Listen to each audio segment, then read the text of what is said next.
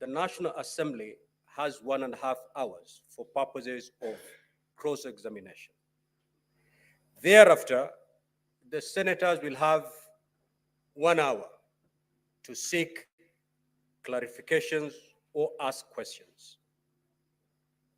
Once that is done, the Council for the National Assembly will have 1 hour to make closing remarks. Likewise, the team of the Deputy President will be given 1 hour to make its closing remarks. Once that is done, the Senate will move into a closed session as per our rules of procedure. So that is the program for this afternoon. I'm now very clear, Mheshimiwa Speaker, and I thank you. The situation is now clear. But just before my colleagues on the other side close their case, can I, through Mheshimiwa Speaker, ask whether the National Assembly still wishes to call a witness whose affidavit was filed, the governor of the county government of Nairobi, Johnson Sakaja.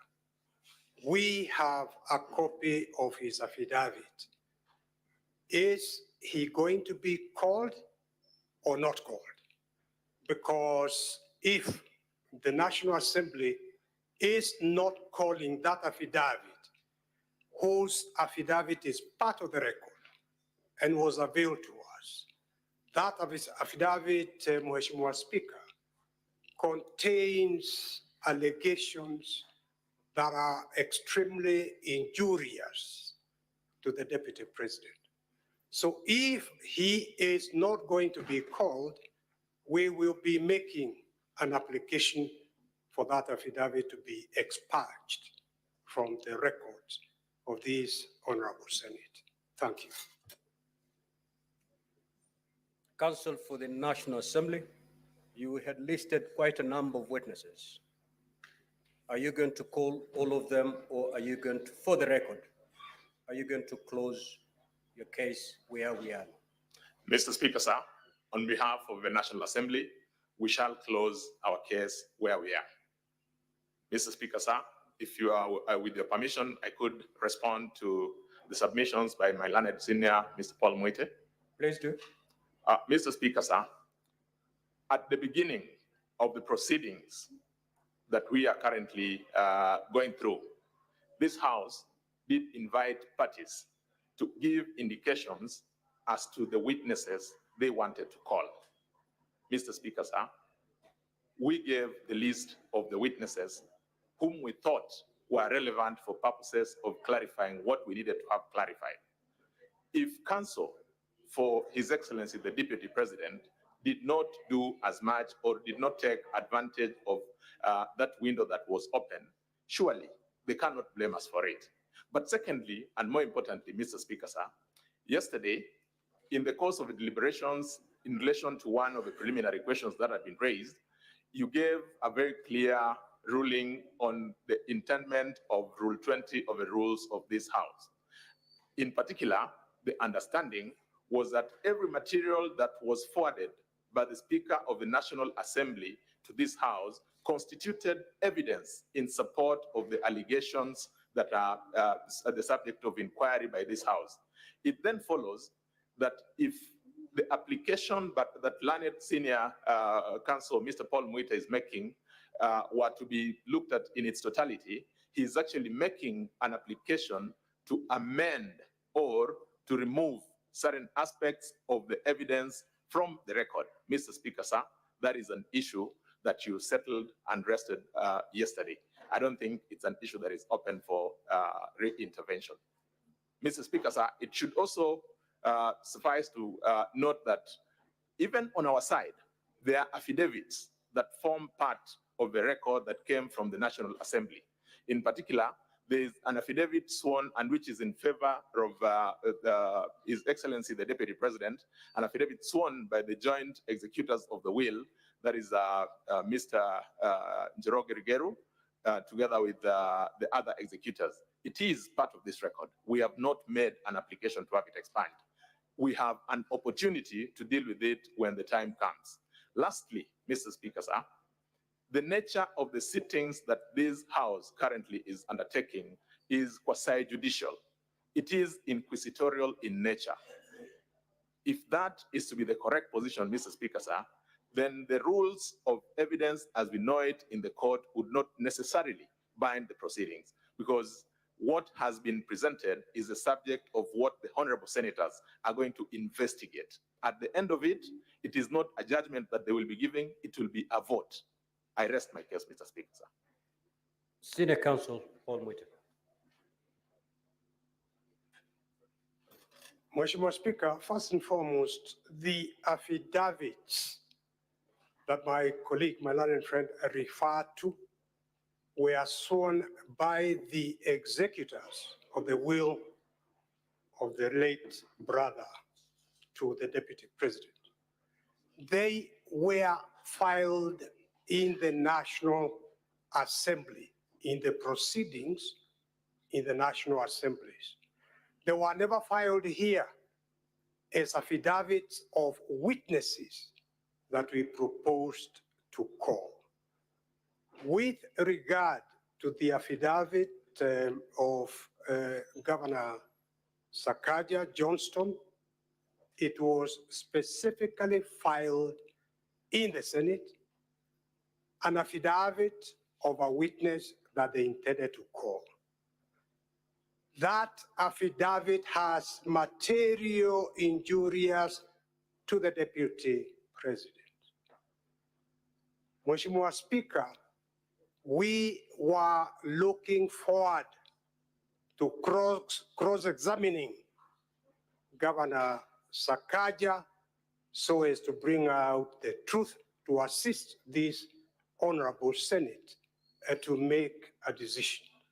If he is not being called, then in fairness to the Deputy Governor, all that we are asking is that affidavit be expunged together with the affidavit of Peterson Jomo, who they are not calling now, and also the affidavit of Mercy Wajau, who is not being called. It is not fair to file affidavits containing information allegations injurious to the other party, then ask that those affidavits to remain as part of the record without calling them and availing them for cross-examination. So my application is that the three affidavits be struck out. Thank you. Mr. Speaker, sir, just for clarity, there's absolutely no new material that was presented after the material that was sent to this House from the National Assembly. For instance, the affidavit by His Excellency Johnson Sakaja is to be found at volume 1 of the documents that have been filed. Maybe Counsel for the National Assembly, let me get it clear.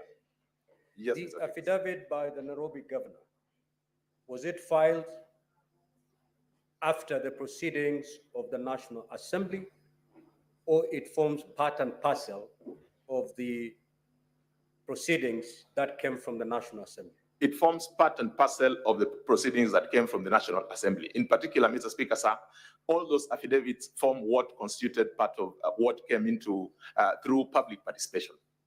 So just hold on that so that we make progress. Senior Counsel, you have indicated that the affidavit by the Honorable Governor for Nairobi did not form part of the documents that emanated from the National Assembly. Now, the position as held by the Council of the National Assembly is to the contrary. These are things we can settle now. Mheshimiwa, Did it come with a bundle of documents from the National Assembly, or it was filed after the Senate was seized of those documents? Mheshimiwa Speaker, I have been corrected by my colleagues. The affidavits where the affidavit by Governor Johnson Sakaja was actually part of the public participation. So it was part of the record of the National So Assembly. now Yes, let's yes. move to the two. Yes. Let's move to the two. Now, have a seat, Senior Counsel. Counsel for the National Assembly. Yes, Mr. Speaker, sir. Yeah, respond to the two more affidavits, because the contention from the Council of the Deputy President is that they were filed after the record was received from the National Assembly by the Senate. Mr. Speaker, sir, I reiterate the position that we earlier on gave, that there's not any single document other than the document that was admitted yesterday pursuant to our application that came in after the record had been presented before this So House. the affidavits were not filed after the Senate received the bundle of documents from the National Assembly? Absolutely not. Can you lead us to the volume and the page containing these affidavits from the National Assembly? Mr. Speaker, sir, just give me 1 minute to consult with my colleagues here. I identify it, then I bring it. It's not an issue that we had anticipated. Yeah, so that we settle this matter. Most of that. Yeah, let's settle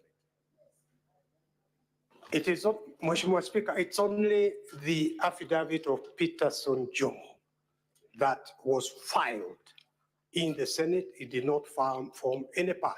Very well, Of the Senior National Counsel. So then let's settle that one and we make progress. We need not argue on this matter. Mr. Speaker, sir, I think what happened is that we skipped the opportunity to identify the documents from both sides of what had been filed. The documents that we filed yesterday has a volume 8. That is the document that contains the affidavit of Peterson Jomo. So So it it is is that part- affidavit, if you go to the Senior Counsel, it is that affidavit that they're looking forward to cross-examining the deponent. Now that you've closed your case, the argument from the Council of the Deputy President is, how then are we going to test the truth of those averments? What say you on that? Mr. Speaker, sir, I did give an indication that, number one, at the commencement of these proceedings, any party who wanted to cross-examine any of the deponents of any of the documents had an opportunity upon your invitation to invite such parties to appear before them. If our counterparts appearing for His Excellency the Deputy President did not find it appropriate to call that witness at that point in time, they cannot now hold us to say that you had said you'd call this person, you will not call them. Because the person we were to call was for purposes of clarifying what we thought was important for us. Now, this being an inquisitorial proceeding, a quasi-judicial proceeding, Mr. Speaker, sir, I think it would be a stretch to expect that if we didn't call or if we didn't avail any of the witnesses that were mentioned in any of the affidavits, then as of necessity that follows that record or that affidavit needs to be expunged. That's what I was saying. Pursuant to your ruling yesterday, that is evidence and material that was presented yesterday. It forms part of your record. Now, before I give my way forward, Senator for Nairobi City.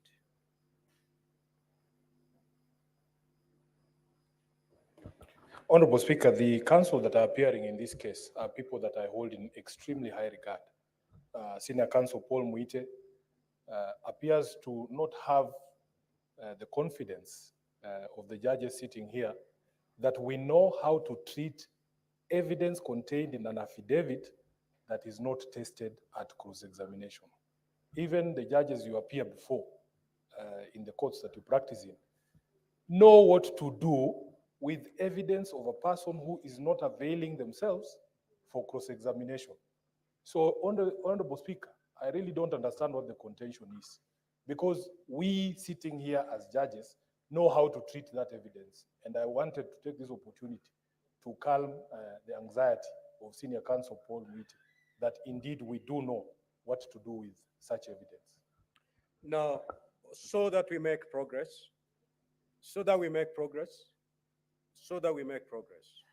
Senior counsel has raised an important matter, which matter has been responded to by the Council for the National Assembly.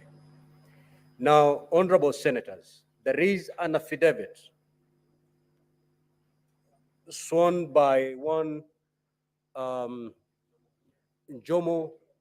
Mushira, who had been listed to appear as a witness for and on behalf of the National Assembly. The National Assembly has closed its case without calling that particular witness, and yet there's an affidavit that the counsel for the deputy president will not have an opportunity to cross-examine. The question, as you retire at the end of this hearing, is to look at the probative value of that particular document. Senior counsel Paul Mwite, your point is valid. The senators have noted.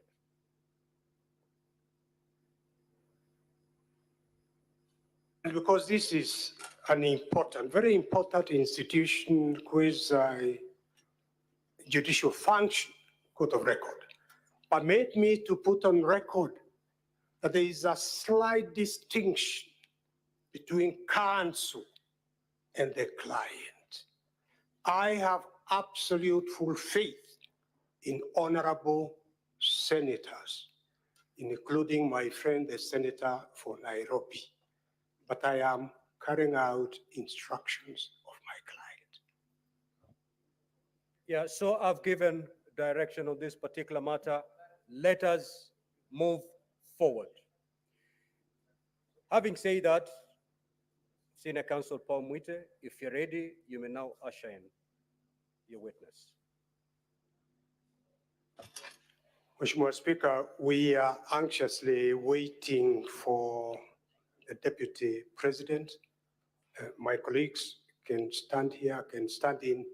For me, let me make inquiries and find out where he's held up. We certainly wish to call him as a witness. Very well.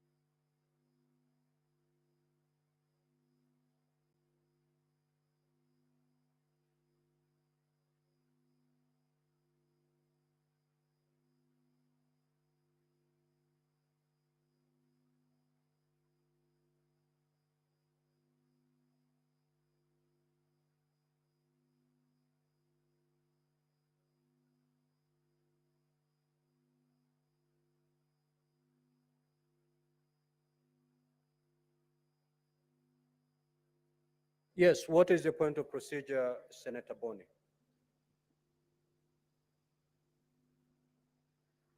Unprecedented to the extent that when we stand down business in this house, it normally arises from a communication from the chair that you're temporarily, for a specific time, suspending the proceedings.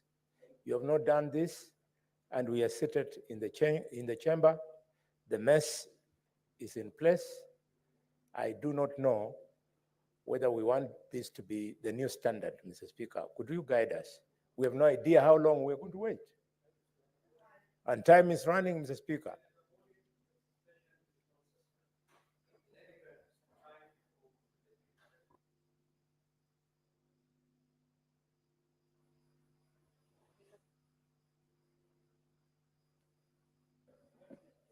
Honorable Senators, at the rise of the House at 1:15, I made it clear that upon resumption, the Deputy President was going to take the stand. We came in here, I communicated the program for the afternoon, and I said we're going to execute it with military precision, owing to the fact that we need to conclude business today. Senior Counsel Paul Muite indicated that he cannot get hold of his client. That is not the concern of this House. So time is running.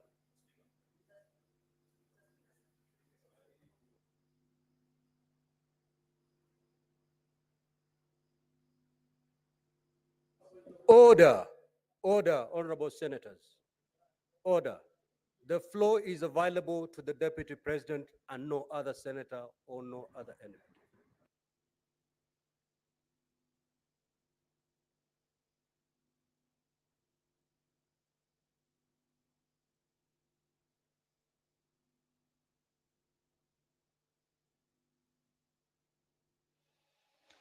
Well, the Speaker of the Senate, Honorable Amason Kingi, currently presiding over the business of the Senate this afternoon, has just directed that the floor at this particular juncture is not available to any other senator owing to the... Enoch, I used very basic English.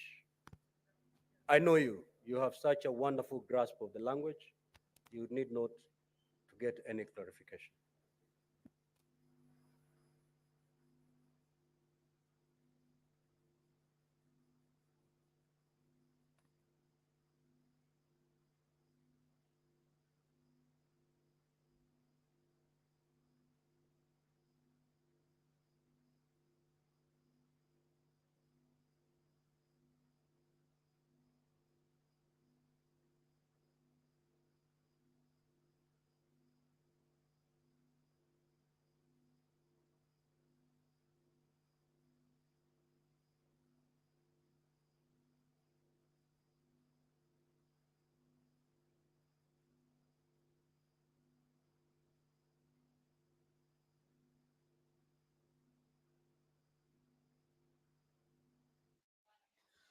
It is exactly 15:04 p.m.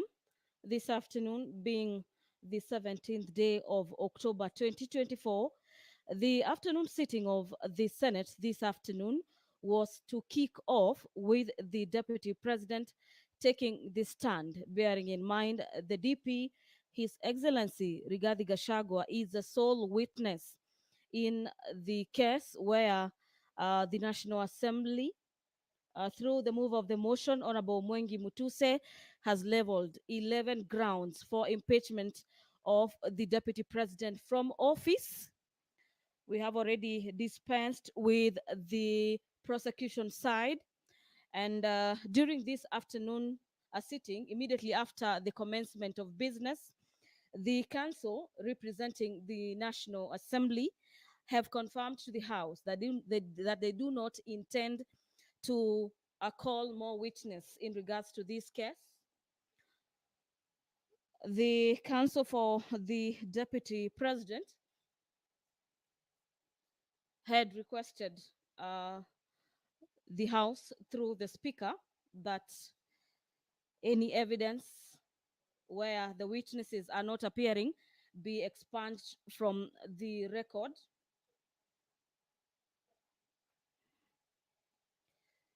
It is a moment of waiting at the Senate this afternoon as the House awaits the arrival of the Deputy President Rigathi Gachagua, who is set to take this stand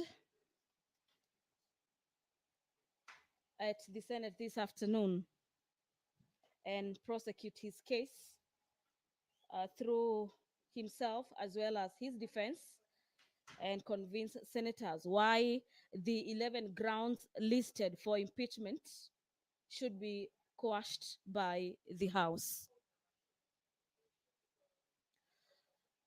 Our dear viewers, the motion for the removal by impeachment of His Excellency Rigathi Gachagua, EGH, the Deputy President of the Republic of Kenya, has 11 grounds where the National Assembly is seeking to have the Senate uphold the charges, or at least one of them, to have the Deputy President cease to hold office today.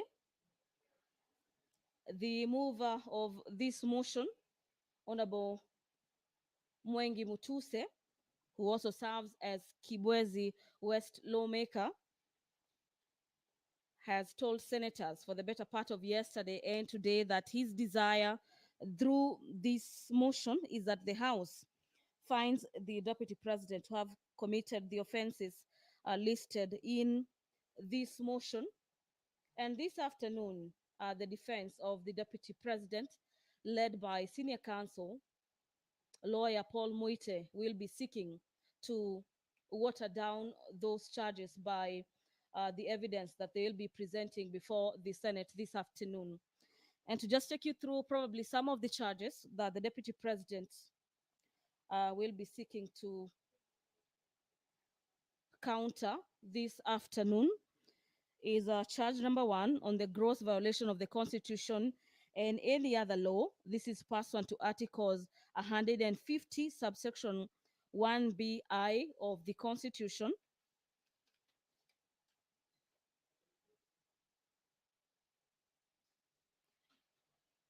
Charge number 2 in the impeachment motion by Honorable Member for Kibwezi West.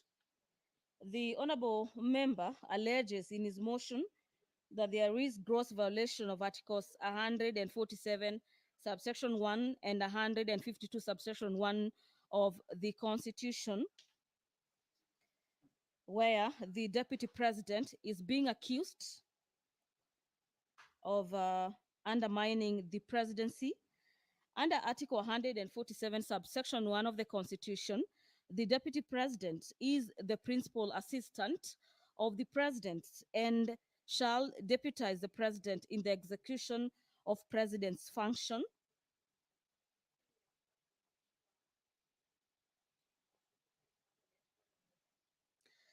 In this motion, the Honorable Deputy President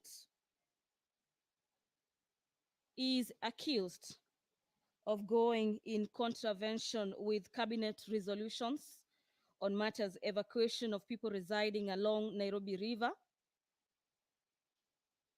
and that shortly after His Excellency, shortly after being in contravention with the cabinet resolution, the Deputy President made public a statement opposing the Nairobi River riparian execution orders. According to the mover of the motion, this is undermining the resolutions by the cabinet. Under charge number 3, again on gross violation of Article 6, subsection 2, Articles 10, subsection 2A, Article 174, and Article 188, and the 4th schedule of the Constitution, where the Deputy President is accused of undermining devolution.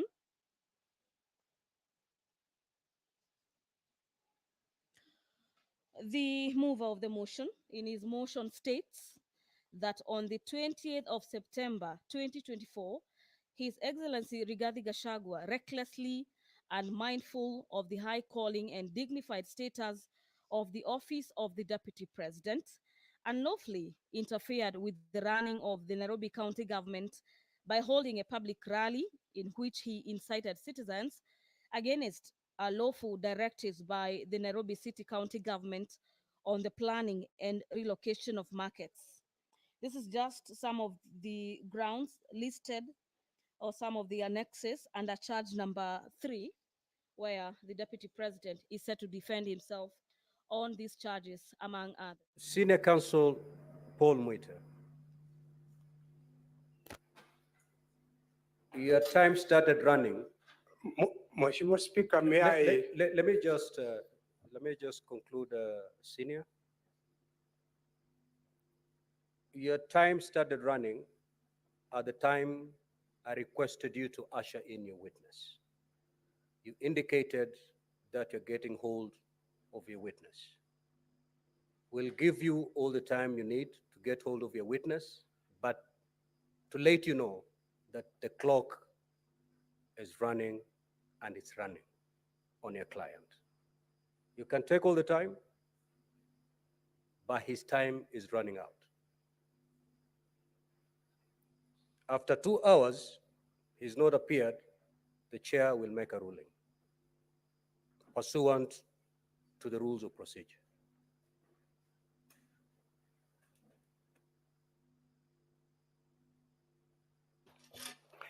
Mheshimiwa Speaker, may I start first and foremost by expressing apologies and regrets that the Deputy President is not here, and by not being here, the inconvenience and delay caused to Mheshimiwa Speaker and to honorable senators.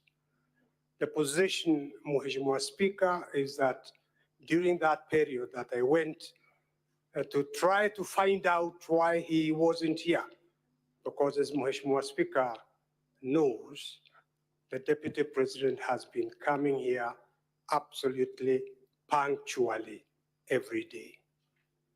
The sad reality is that the Deputy President, the Republic of Kenya, has been taken sick, very sick, and as I address Mr. Speaker in this honorable House, senators, he is in hospital, Mheshimiwa Speaker. That is a sad reality.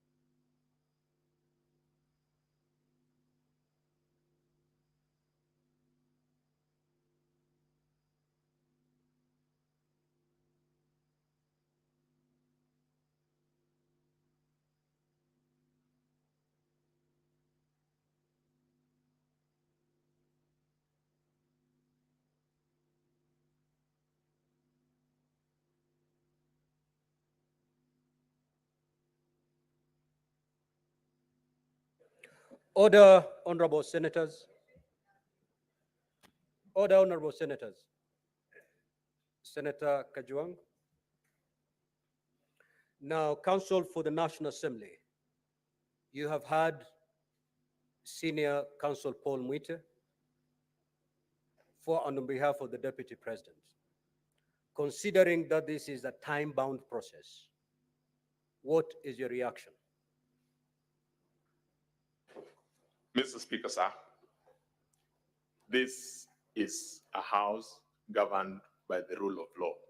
We truly empathize with the difficulty that His Excellency, the Deputy President, has found himself in. But Mr. Speaker, sir,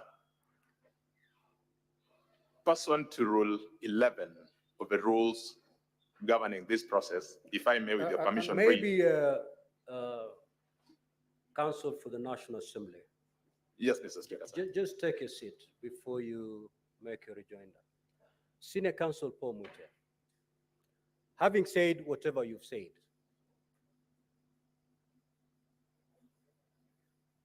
what is your proposed way forward so that a reaction can be put from the National Assembly?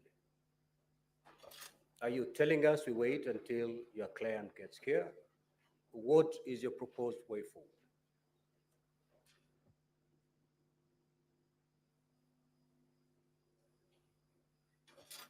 Mheshimiwa Speaker,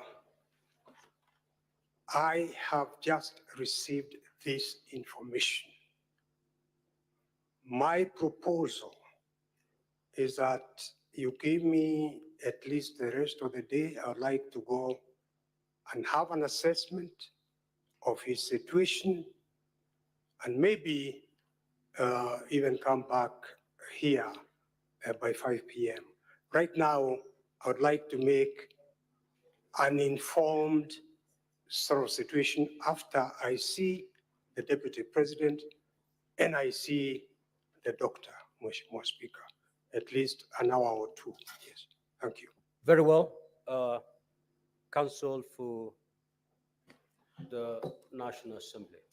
Mr. Speaker, sir, having very keenly listened to my learned senior colleague, Paul Muite, Senior Counsel, it puts us in a bit of a difficulty because whereas we may want to empathize with the situation, there appears to be no indication from their end as to a specific proposal.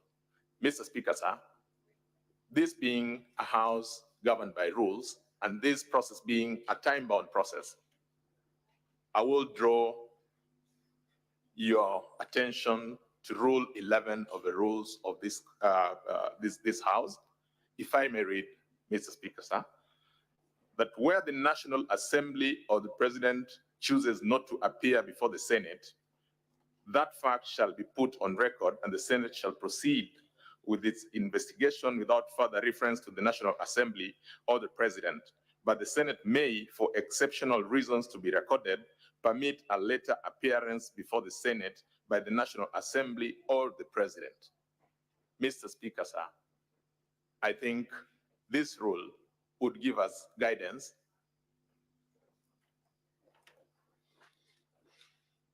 We may proceed. If it becomes necessary, then any additional material may then be availed. This is a time-bound constitutional process, Mr. Speaker, sir.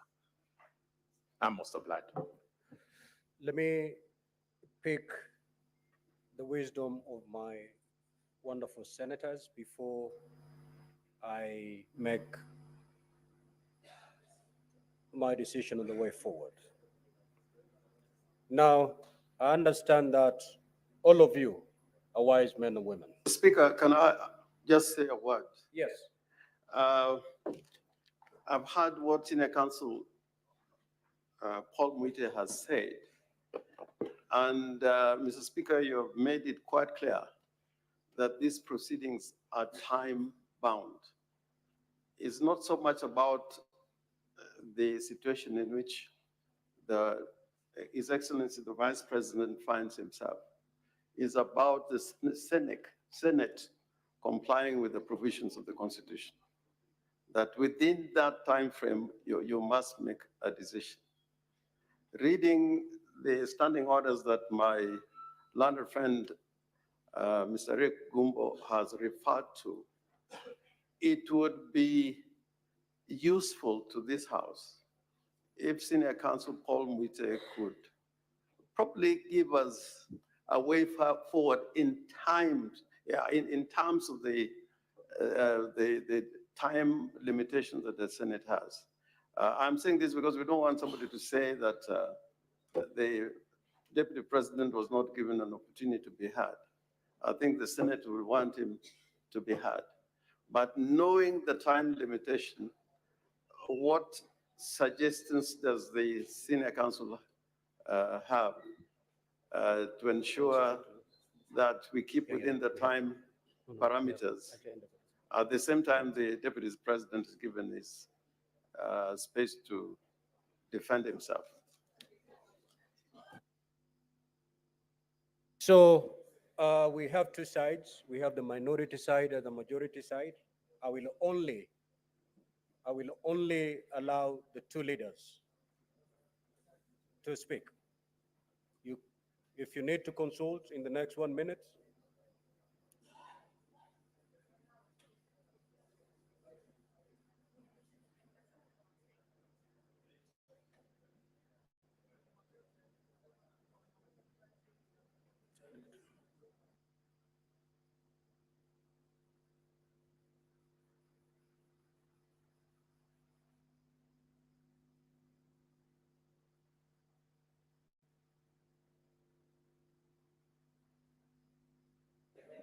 now, honorable senators, our standing orders have not been suspended yet.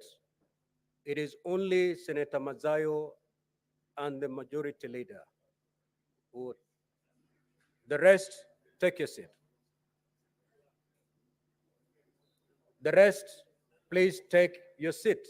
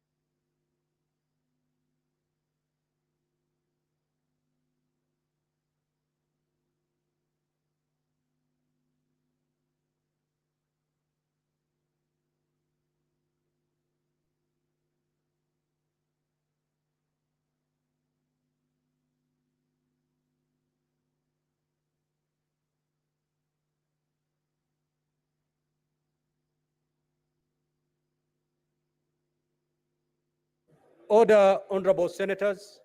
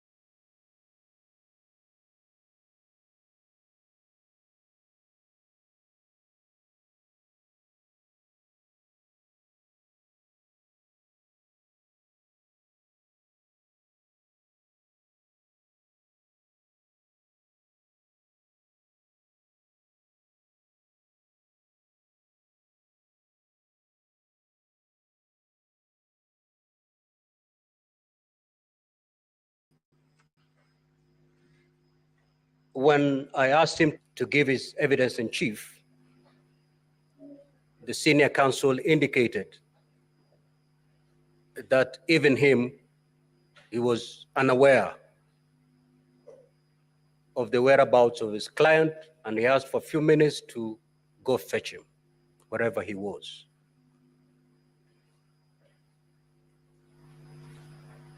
After a few minutes, Senior Counsel Paul Mwite came back to the chamber and indicated that he had gotten information which he was yet to verify, that his client had fallen sick, and indicated that he needed time to go look for him in whichever hospital he is, and that he should be given up to 5 p.m. today. The Counsel for the National Assembly, in response, indicated that this is a time-bound process. He referred to the Senate to Rule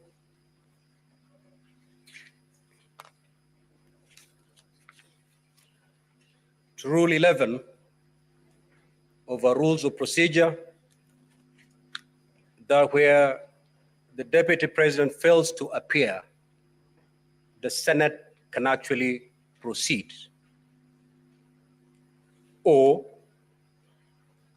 for exceptional reasons to be recorded, permit a later appearance before the Senate of the Deputy President. Having considered the two sides,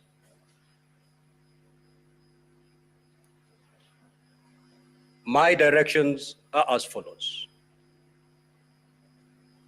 that we will suspend this sitting and resume at exactly 5.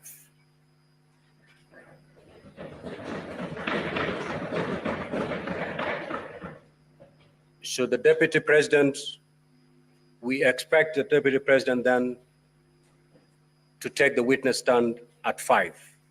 This is a time-bound process, unfortunately. It is so ordered.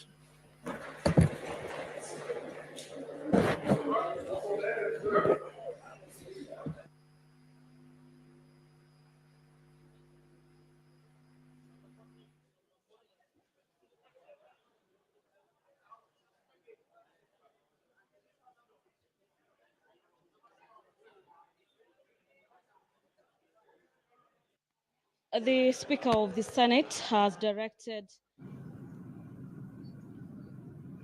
Those are the instructions of the Senate Speaker Amason Kingi following the discovery, or rather the submission made by Deputy President Rigathi Gachagua's senior counsel that the Deputy President Rigathi Gachagua has been taken ill and is reportedly in hospital. He asked that he be given until 5 p.m. to establish the status of his client, Deputy President Rigathi Gachagua.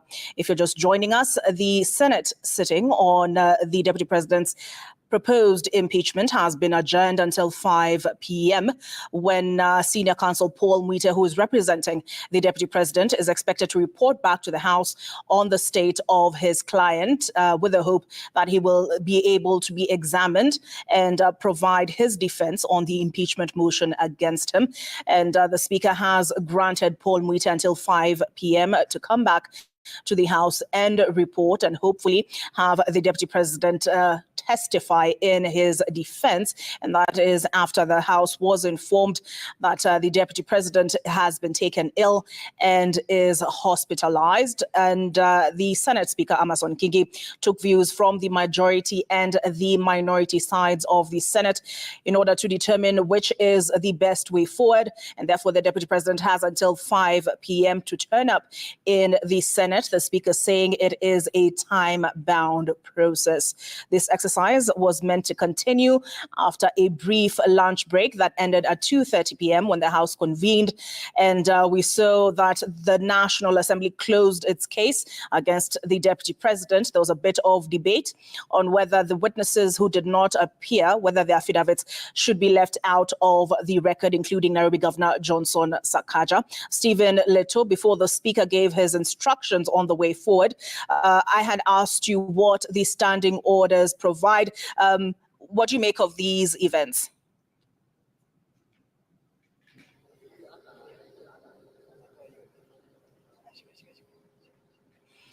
Stephen, did you catch my question? Well, indeed, Olive, like you put it, the Speaker of the Senate, Amason Kingi, has gone back to the standing orders and tried to see how to salvage the sittings. And to his words, he says, unfortunately, this is a time-bound process, because even when they were resuming this afternoon sitting, the Senate Speaker was very express that by close of business, that is midnight, upon the conclusion of business on the order paper at midnight, this would have been concluded, or must have been concluded, according to the standing orders and the time bound that the Constitution provides. But we've seen the ruling by the Speaker that they will be resuming the sittings at 5 o'clock. That means that according to the Senate standing orders, they have provisions if the witness that they are supposed to call, or who is supposed to take the stand, the Deputy President in this case does not show up, then there are the consequential clauses that the Senate will have to follow to ensure that the process is seamless and that the timelines are adhered to. The lawyers for the National Assembly side have maintained to the Speaker that this is a time-bound process, and that the Deputy President taking ill when he was supposed to take the stand then is or should not really affect the sittings or the hearings that will be or that are ongoing and should be concluded. And so there is a lot happening right now, because senators are now, taking the break about 1.5 hours, I guess, between now and 5 o'clock, when they are supposed to be resuming the sittings. It will be also interesting to note how that will be, because the legal team for the Deputy President, I understand they're also getting out of the Senate premises also to try and see if they can go and reach to where the Deputy President is taken ill, and see if indeed they can be able to assess the situation, assess how the Deputy President condition is before they can bring a report back to the Senate to just say whether he will be able to take the stand or he will not be able to do exactly that. And so it is still what I called it earlier, uncharted waters, when the Deputy President, who was supposed to take the stand, fails to do so in a no-show, in what is being now referred to as the Deputy President taken ill. And so we continue to monitor the situation right here. We see senators who are coming out. The members of the public who are at the gallery section have also been, have also gone out of the chambers, just trying to see what else, how far this will stretch. But the bottom line, Olive, is the Speaker of the Senate is very clear, saying that it is unfortunately a time-bound process. And so the Deputy President, with or without him, the process.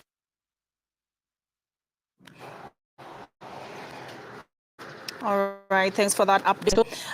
This morning, the Senate began its sittings. Restarted its sittings this morning, having begun yesterday. And again, we saw the prosecutor, rather the mover of the motion for the impeachment of the Deputy President, Mwengi Mutuse, again questioned by the senators. We also saw the former acting boss, KEMSA, that is Andrew Mulwa, provide testimony and further detail on his affidavit, where he says he was bullied by the Deputy President, the question of the controversial mosquito nets tender.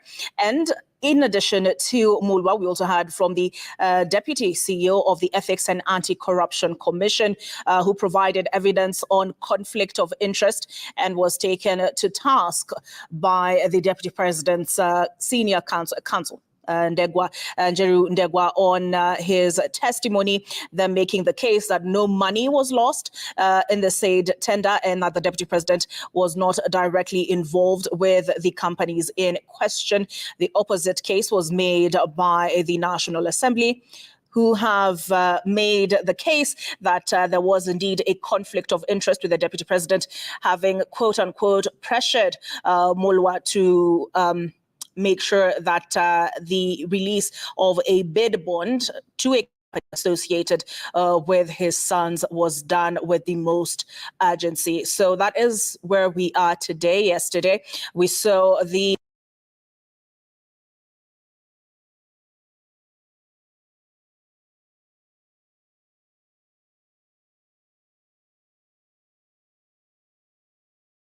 a prosecutor, the mover of the motion, examined and cross-examined for the better part of the day. Today was the day the Deputy President, according to the order paper, was to make his defense, and he was the key witness in his own defense.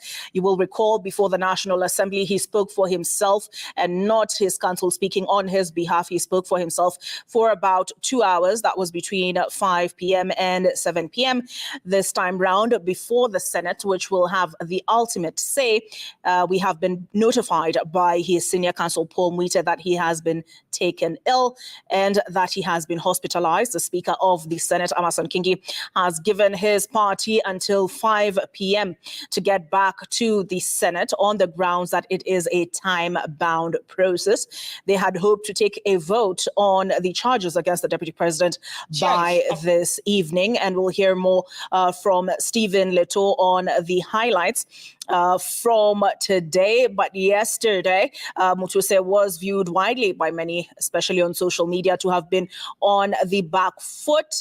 Did he regain ground today? The big issue on the table has been the question of the KEMSA tender for mosquito nets as facilitated by a global fund, and what role the Deputy President played with respect to that. The other big issue that has been on the table has been questions around the Deputy President's statements on shareholding, and what has been on the table for debate is a power sharing agreement between the Kenya Kwanza parties. Let's now catch up with Stephen Leto to do so. But what does say in a situation like this of a time-bound impeachment process? There's no without exception. These are very exceptional circumstances. This is a very exceptional trial, and other new exceptional situation as arose, which is not even anticipated by the law. So we'll make submissions at 5, and we'll get a way forward as to help the Speaker make a better judgment on the same. When the Deputy President was leaving for lunch, did he look sick? Well, he just looked tired, and in fact, he had lunch at his office with some senators, from his region, and they said he was okay. Everyone was expecting him, including his lawyers, all of us, but all of a sudden we got a report from his lawyer that he was taken ill at his office and was rushed to hospital. And so now, should then the Deputy President not appear, what will be the procedure for the Senate going all the way to the voting? So long as he's in hospital, he must be accorded a fair chance to be listened to under the Constitution. We'll wait for the judgment of the Speaker. If in the opinion of the Speaker we proceed, then that will have its own place in law. Thank you so much. That is the Senator for Makueni. Thank you so much. That is the Senator for Makueni, Dan Mazo. Of course, we're just trying to see if we can get more and more reactions from across the aisle in.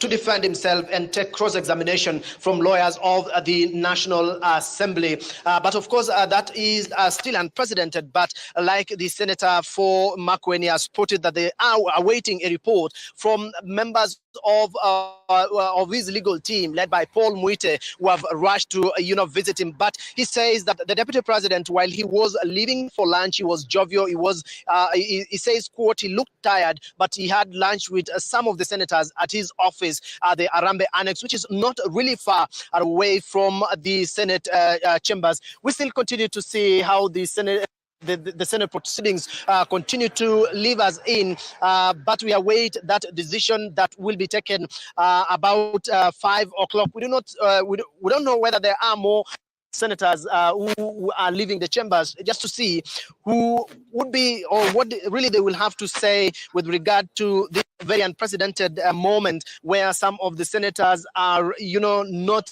have to wait all the way until 5 and then get into another busier evening in terms of, getting who.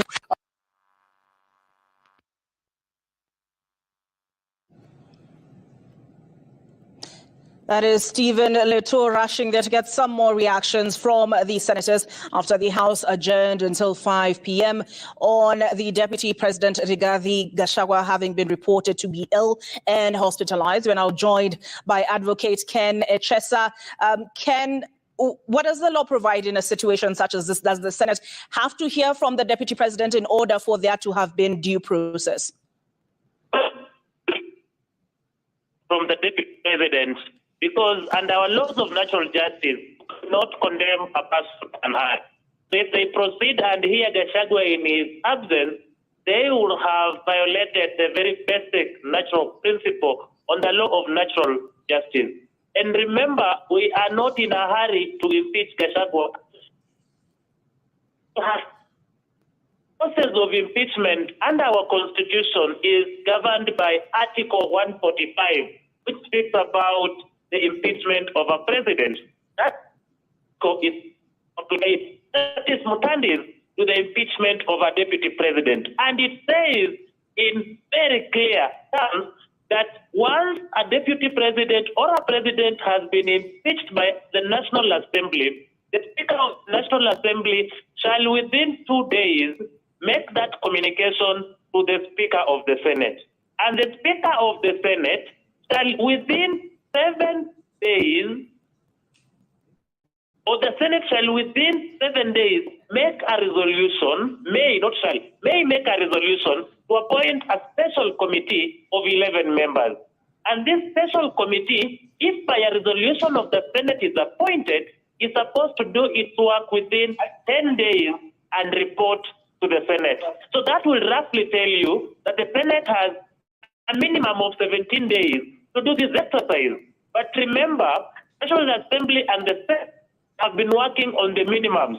They still have time.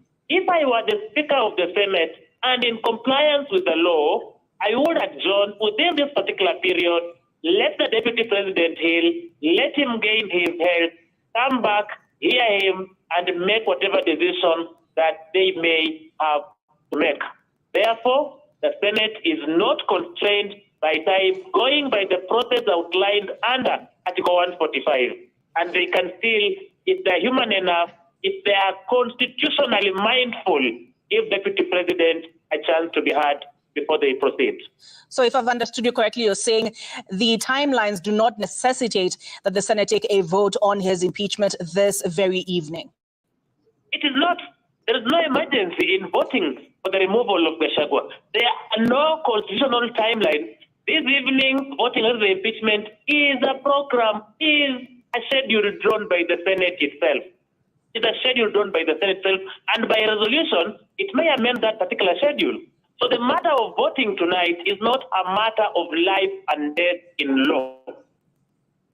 All right, so your advice as an advocate would be to adjourn the process and give the Deputy President time to come and make his case? That is the only way out, even in court by practice. When the defendant or the accused person falls ill, the court adjourns. When a person who is in fault, the court adjourns. Because Senate is sitting outside judicial organ to try the president and the impeachment. And all the principles of law apply to the Senate. And therefore, advice to the Senate is that only lawful, it's only logical to look at the timeline, consider reviewing the schedule, and giving the president a chance to be heard. If that is not done, then that is going to be one of the grounds that the deputy president will use in court for having been condemned and heard, and yet he was suffering from a natural cause, which was a disease. Is it possible that this could be classified as a walkover on account of the deputy president not appearing at the time he was scheduled to appear? Impeachment is a political process, and politically, politicians will want to have their way. So if he has not been heard, it will be a walkover, in that the senators will proceed and vote and blame him that we gave you a chance, you never came. But it is going to be a legally and constitutionally tough question to be answered by court as to whether it was proper for the Senate to proceed and impeach Gachagua in his absence, or whether they would have given him a chance to be heard. So the Speaker, in making his final determination, will have to take into consideration what the courts may eventually judge? I do not think that the Senate or the National Assembly will take in the consideration what the courts may say. As I have told you before, this is a political process, and political thinking will supersede the legal thinking. Is this a matter on which the Senate can take a vote? Yes, the Speaker will make a determination as to whether the Senate can proceed and take a vote on the Gachagua issue, or whether the Senate will adjourn. Should he make a finding that the Senate can proceed in the absence of Gachagua and in the absence of him being heard, then they will vote tonight. If he says otherwise, they will adjourn and give him a chance. But remember, another school of thought by advocates would argue that the process of the deputy president being heard started the very time the defense team got a chance to address Senate in their opening statement. And therefore, defense has been ongoing. Is only the accused person who has not testified in person. So there will be those two schools of thought, but the stronger school of thought that is supported by law is that the attendance of the accused person who is the deputy president is almost mandatory when he's in his good health. So it's a matter of saying whether we have constrained timelines by the Senate or whether we can give Gachagua another chance to be heard. And I am curious, Wakili, where the impeachment, because this is the first time that we're seeing a deputy president undergo the impeachment process, but where governors have been concerned, have we witnessed a similar situation to this where the accused person has not been present to make their defense? We have not witnessed similar situations, and to the best of my memory, where governors have been concerned, they have been in the Senate. They have been present during their trial, and they have made choices, whether they will address the Senate by way of mitigation or whether they will address Senate by way of defense, and that has been sorted without the technicalities that we are witnessing today. And what we are witnessing today is novel. It has not happened before. We have not experienced it, and that is why both the Senate and the defense team have to be very careful about the steps they make going forward. All right. I'm curious what you make of the events that have preceded the deputy president's appearance. The case that was being made by Muite prior to him revealing that the deputy president has been taken ill was that those who was listed as witnesses for the National Assembly and have not appeared, their affidavits should therefore be removed from, or rather should not be taken into consideration by the senators. And among those he listed are Nairobi Governor Johnson Sakaja. What did you make of the Speaker's ruling in that case? The Speaker's ruling, and unfortunately so, the Senate at times fails to remember that it is sitting as a quasi-judicial organ on this particular trial, and it is bound by law, and it is bound by the rules of evidence. He who avers as a general rule of evidence must prove.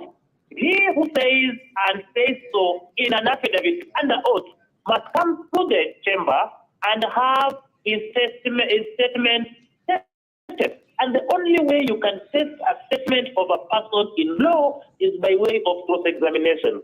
When a person has not presented themselves for cross-examination, it becomes very difficult to test that particular evidence. However, the Speaker may seek solace in the fact that even though Sakaja has not presented himself for examination, the Senate will see the probative value to attach to Sakaja's statement. By probative value, we mean how serious will the Senate treat the evidence by Sakaja. And the problem is you cannot know in the minds of the senators how they took that statement. If it was in a court of law, reasons would be given that this affidavit was not given any weight. But by admitting the affidavit, the Speaker is generally telling senators, you can rely on the content of this affidavit. It is up to you, it is up to your conscience to make out of it what you think is true, what you think is not true, so that it guides you at the time of voting. A lot of legal issues have come up in the course of this hearing, including whether a state officer, and this time the governor of Siaya County, that is James Orengo, should even be party to those proceedings. Do you expect that these issues will come up in court for adjudication? It will come out in court because it has been an issue in court. Remember, Orengo represented Peter Ojamong in Busia during the 2017 election petition. And it came up that as a senator, Orengo was conflicted. But the judge then ruled that as a senator, Orengo was not a public officer in its fixed sense, was allowed to continue. In the case of Philomena Mbete Mwilu versus the Republic, again it was brought up, but the court ruled in favor of Orengo, saying senators do not hold a similar position as public officers serving the executive. But yesterday, Orengo was appearing in Senator's governor. He is governor for Siaya. He is no longer senator. So the court again will have to determine whether by being a governor and appearing in court as counsel for the National Assembly, Orengo broke any law and was conflicted. That will generally and technically come up as an issue for determination in court when Gachagua again moves to court. So do you expect this to be a precedent-setting events in terms of jurisprudence? Obviously, jurisprudentially, it is going to be a heightened case. It is a case that is going to enrich our jurisprudence, enrich our laws, not just in Kenya, but in the entire common law. Remember that even as advocates, we are unable to get references with ease where this has happened before, and we can borrow from. And therefore, right from behind, this is a matter that will go all the way to the Supreme Court. And by going all the way to the Supreme Court, it will help in the development of the law. So that another day, if we choose to impeach a president or a deputy president, we have well-settled principles courtesy of the Gachagua case. All right. Thank you very much for speaking to us, Wakili. That is Advocate Ken Chesa, responding to the events that have just transpired at the Senate, which has been seized with the impeachment motion for the removal of the Deputy President. Deputy President Rigathi Gachagua, who was expected to testify this afternoon and begin his defense, did not show up. The information from his counsel is that he has been taken ill and has been hospitalized. Paul Mwite, who is his senior counsel, then asked for time up to 5 p.m. for him to ascertain what the status of his client is and therefore for him to give direction, or rather make a case for what direction should be taken moving forward.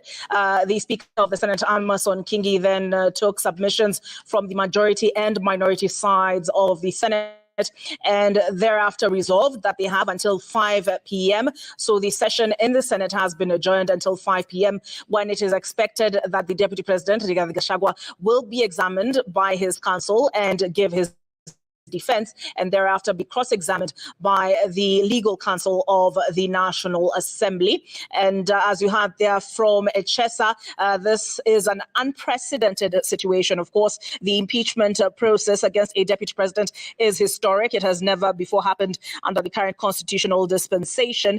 And a person who is on the defense not turning up to give a defense is unprecedented as well. We are joined now by Dr. Eric Komolo, an advocate of the High Court of Kenya. Karibu sana. Thank you very much. Wakili, did you anticipate what we're witnessing now? Not at all. You can't even see everyone is a bit shocked what has happened. We didn't expect that he will not appear. He didn't look, for those of us who have been watching, he didn't look unwell, but things do happen. And if it is true that he's unwell and that is proven, then I think it alters the conversation. I think it has also set a kind of a back the Senate, because I'm not sure what the speaker is going to say, but it is difficult to dispute if somebody is sick and there's evidence that they're sick. At the same time, that is why I've carried my constitution. At the same time, this process is time-bound. I think it lapses tonight at midnight. The Senate has to decide one way or the other. If the 10 days lapse tonight, then the Senate has to decide. If they decide to terminate the entire process, then it simply means that the impeachment process has abated and Mr. Gachagua continues to be in office. If they decide to proceed with voting, debating and voting, because I think after his testimony they were supposed to do voting, then the logical conclusion is that they will vote one way or the other. And if 2/3 support any of the 11 grounds, then the gentleman shall stand impeached. But I think everyone, including the Senate, are kind of in a fixed position to the extent that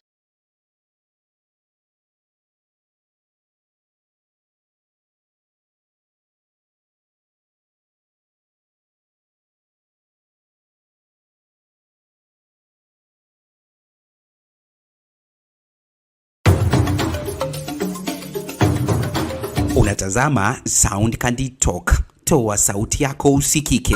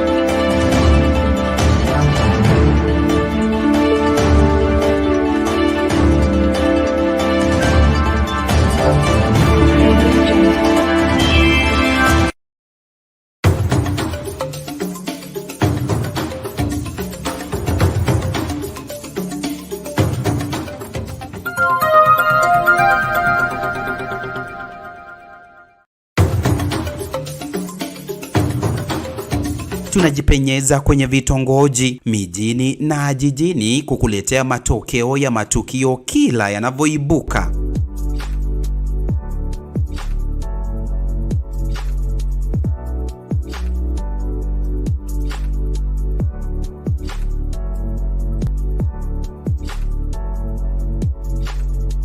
Mbashara. Tazama Sound Candid Talk kwa habari sahihi.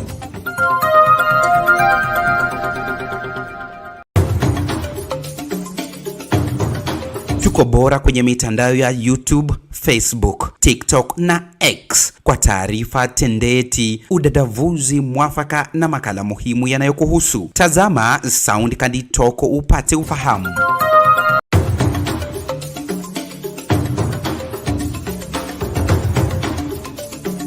Kutoka Bahati Nakuru hadi Bahati Nairobi, hii ni Sound Candid Talk.